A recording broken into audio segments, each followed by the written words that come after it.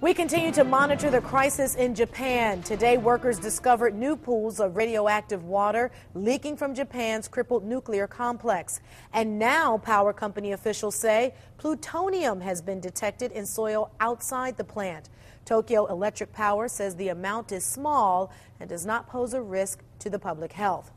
The radiation released from that nuclear plant is now showing up in the smallest of ways in Northeast Ohio rainwater.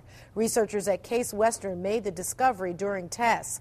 News Channel 5's John Kosich joins us live tonight.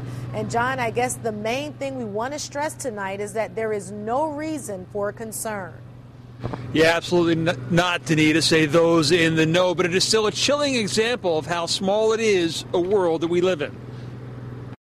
When Case Western researcher Mary Carson took to this university rooftop to gather rainwater for tests Friday, she admits her mind was half a world away in Japan. I thought, I wonder if we're going to be able to see that signature in here, and sure enough, we were able to see it. The signature was radioactive iodine 131. It showed up in the lab after researchers added iron to the water to make rust, which they could then test for its radioactive content. Normally, this is not here.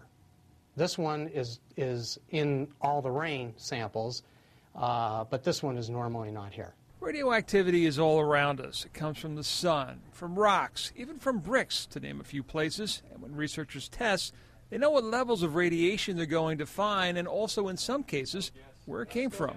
The cesium-137 is globally found. This was released by the stratospheric weapons testing during the 1960s, and it's found everywhere in the world because of that.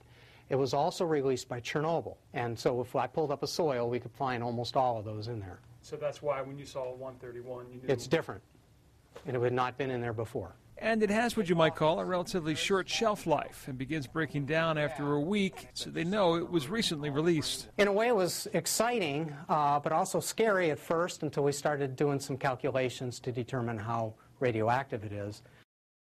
And the short answer is not very, in the sense that the EPA is saying the radiation that we are exposed to walking here in downtown Cleveland or just about anywhere on a daily basis is 100,000 times greater than the levels that we're seeing coming out of Japan here in the U.S. Reporting live in downtown Cleveland, John Kosich, News Channel 5.